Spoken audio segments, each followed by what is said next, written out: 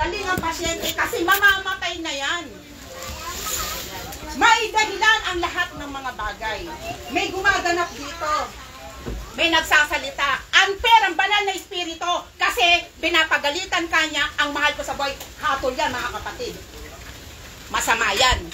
Pasalamat at banal na espiritu ang hinatulan niya, hindi ang kasangkapan. Mas delikado. Mamamatay tayo dyan. Isa pang paghatol. Huwag din natin hahatulan ang mga manggagamot, ang mga kapatiran, lalo't hindi natin alam na sila ay sikreto na pinagkalooban ng banal na espiritu ng karapatan na manggamot at hindi hinayag sa kalagitnaan. Hatol din yan. Na bakit sila nang gagamot? Hindi naman sila manggagamot, pero hindi mo alam na nakipag-ugnayan at binigyan ng karapatan ng banal na espiritu na manggamot, pero hindi mo alam. Kasi hindi dumating ang mensahe sa'yo na sila, manggagamot sila, hindi mo alam. Hatol yan. Yan po ang mga hatol. At kung nakikita nyo si Bern na lakad ng lakad at ako, at hahatulan nyo kami, hatol pa rin yan. Bakit? Kahit nasa CR ako, naririnig ko, ebanghelyo, naiihi ako. Umiinom ako ng 1 litrong tubig eh. Maya talaga ako iilalot, umahangin. Pero si Bern, napakadaldal talaga niyan. Kahit dun sa kanila. Diba? Sinasabi ko yung mga bagay na ito kasi kailangan po natin na may katibayan tayo. Ipagpaumanhin na lang kung may gagamitin tayong pangalan ng tao. Dahil nakikita naman natin lahat. Pabayaan na natin ang kapatid natin na lumalakad. Kasiyahan niya po yan. Basta nakakatupad ng tungkulin. Ang sabi kanina niya, tulungan daw siya ng mga mahal niya sa buhay para magampanan yung tungkol. Kami nga nagbibigay ng panggasolinan niya minsan. Pag-ibig kasi yun. Diba mga kapatid? Huwag po natin tularan yung mga taong ganon na nagsasalita dito tapos hindi naman magagawa ng mga sarili.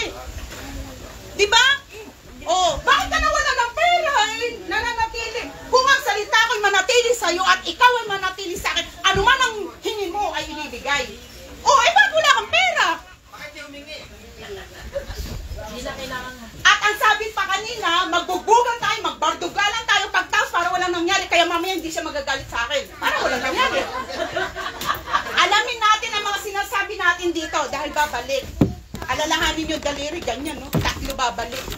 Ikaw na nangangalunya ka, nagnanakaw ka naman eh. Bakit? Ano ninakaw ko? Hindi ka sumasamba ng araw ng Sabat. Napakagaling mo lang pumunta sa sentro kapag ikaw ay may karamdaman. Pero pag magaling ka na, wala ka na. O, pag nanakaw yan sa harapan ng Diyos, 10 utos. Kasama yan. Dahil ang araw ng linggo, araw ng Sabat na pinabanal ng Diyos na dapat tayong sumamba. Dahil ang Diyos mismo ay nagpahinga. Kaya tayo bilang tao, sasamba pa rin tayo. Kaya nilinaw ko lang po ang kaunti kong pagsasalita para maunawaan natin na bawal tayong humatol. Anuman ang gawin ng tao sa ibabaw ng lupa, Diyos lamang ang makapagsasabi kung sa ilalim ng araw ay walang halaga, walang kabuluhan ang lahat ng bagay, siya lang po magsasabi nun. At ang Biblia, hindi po tayo. Kasi tayo, susunod tayo sa mga batas at palatuntunan. Mag-uutos ang Diyos, susunod tayo. May magsasalita dito, mabuti o masama sinasabi niya, Diyos pa rin ang sa kanya hahatol. Naglinaw lang po ako ng kaunti ayon sa aking pagkakaunawa na hindi naman po tayo dapat magkwento at hindi naman po dapat magpabasa. Ang pabasa po sa Good Friday. Kaya lang, ang gusto natin, matuto tayo kung ano ba ang mga paghatol na hindi natin marapat na gawin dahil napakatagal na natin sa pananampalataya to, pero napakatagal na natin humahatol. Kaya merong mga kasangkapan na hindi gumaganap dahil sa mga hatol na nangyayari. Kaya dapat, sarilinin na lang natin sa puso natin. Kung mabuti o masama, may Diyos tayo. Huwag tayong matakot na lumapit sa mga manggagamot na yan. Na akala ninyo, nangangagat sila, mga tigre sila, na pagbibintangan pa kung minsan na mangkukulang. Pero meron talaga mangkukulang dito. Kaya lang hindi nyo kilala. Pero hindi ko sasabihin sa inyo, baka matakot kasi kayo.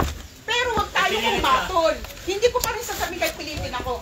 Pero kung mga bagay niya, huwag nating hatulan. Kahit sino pa sila, kahit ang papangit na ng mga manggagamot, kahit magaspang sila magsalita, wala tayong magagawa. Wala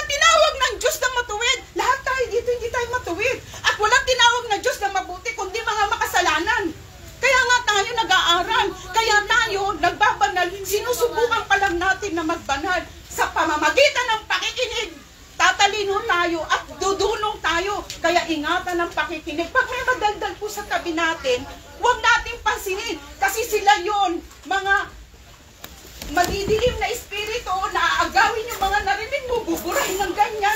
Di ba kasasabi lang kanina? Kaya mag-ingat po tayo mga kapatid. Hindi lahat ng nasa loob ng lunduyan na to ay matuwid ang pag-iisip. Minsan kasi nakahaluan sa kadahilanan ng pag-aalinlangan at sa kadahilanan na wala po tayong tiwala sa Diyos, na ang Diyos ay andirito talaga. Kaya, magandang araw. Yun lang. Walang nangyari, ah. Kasi Bible ka na kaya, parang walang nangyari.